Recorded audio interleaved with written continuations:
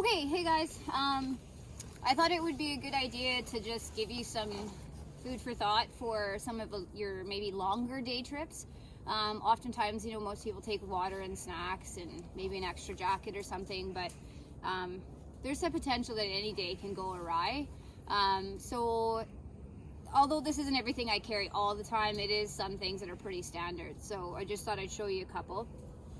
So for me, taking a silicone tarp is a pretty standard thing. If I don't have this bigger tarp, which is probably a 10 by 10, I probably, in this little pouch, I won't unpack it, but it's a silver or a silicone poncho tarp.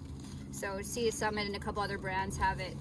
And so what I know is that no matter what, one of these things comes with me. A big, full, substantial tarp, or a smaller one that's sort of an emergency one. So either or, okay?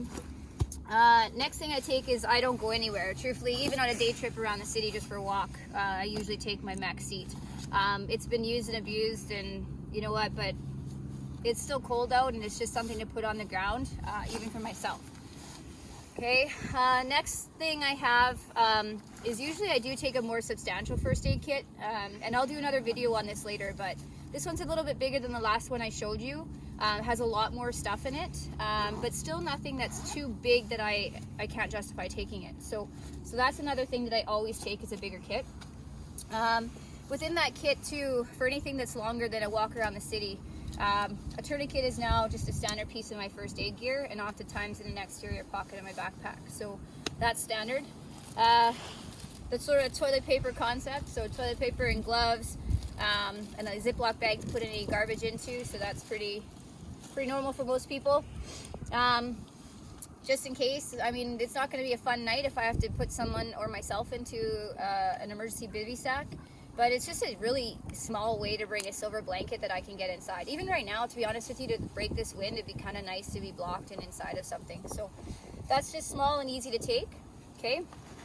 And then I always go with the essentials. Obviously, we promote that.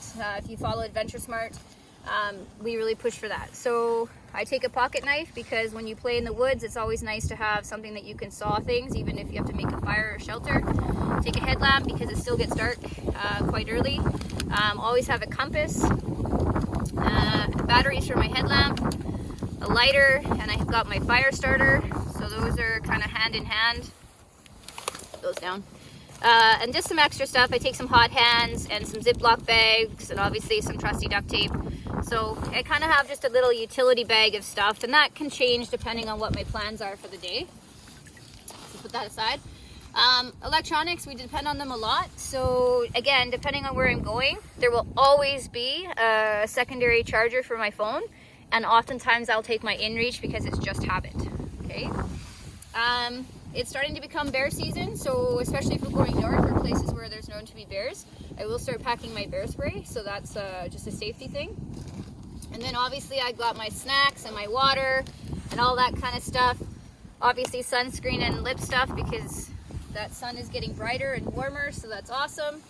And then your backpack. Your backpack becomes another thing to sit on and to protect yourself from. So that's kind of standard to most of the items that I'll take for any day trip. So would love to hear any comments from you guys or any suggestions. I'm sure I forget things sometimes too. So thanks guys.